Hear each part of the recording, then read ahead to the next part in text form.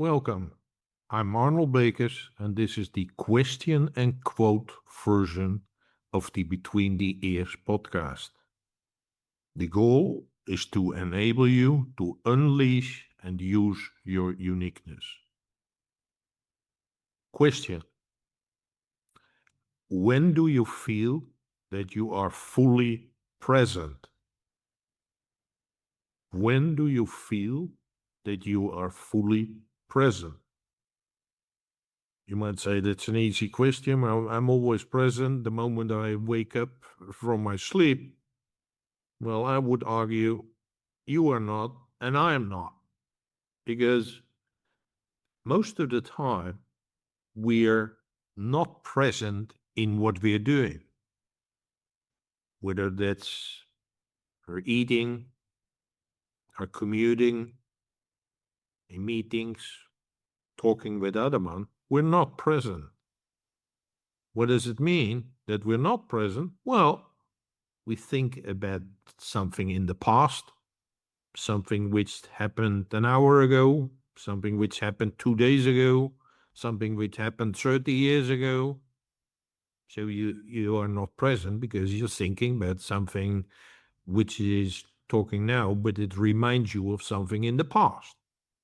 Or we are in the future. Like, oh, I got this meeting coming up. It's like, oh, I'm kind of nervous. Or what will that person say? Or will people like what I'm saying? Or like my new clothes? Or like my podcast? Or, yeah? So you're in the future. Most of the time, I would argue, we are either in the past or in the future, or a combination. A simple example, I noticed this morning, I do every morning some mobility exercises here in my room. And I do certain, well, all of the exercises, like one I do 3 times, another exercise I do 5 times. Most of them I do 15 times. So I got a count in my head, like the number of times I'm doing that particular exercise. But a lot of times I don't know where I am with my counting because I'm thinking about something else. Thinking about how I have to pay my internet because there are some problems. And then I'm like, oh, where was I with my counting? Was I at 7 or 12? I don't know anymore. So while doing these mobility exercises, I was clearly not present. Where was I really present is when I read something that really interests me. So something about mental health, or about dealing with our emotions.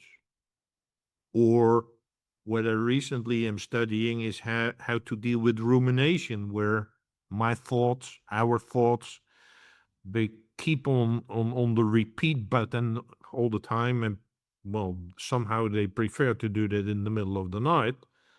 So there was a video and text around rumination.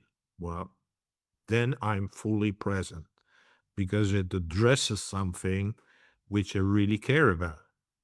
So I ask you, when do you feel that you are fully present?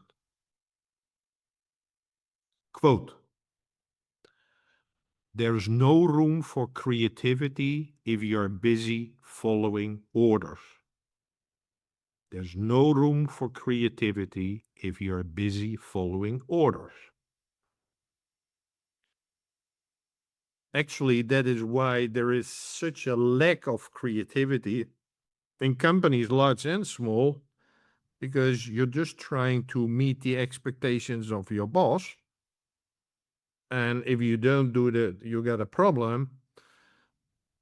So you don't have time, and there's no space literally in your head to come up with creative ideas because you're busy following those orders. But what's crucial for creativity is that you need some space in your head. That's why it's so good to have a certain amount of time where you're bored. Yes, I told you heard that correctly. Boredom is good for you. And it's not like if you're standing in line in the supermarket to pay for your goods, don't pick up your phone. If you are sitting in a taxi and the taxi brings you from your hotel to your meeting room, don't look at your phone. Being bored is good because then your brain gets time to connect the wires and make new connections, and those new connections could be your creativity. So give yourself some space.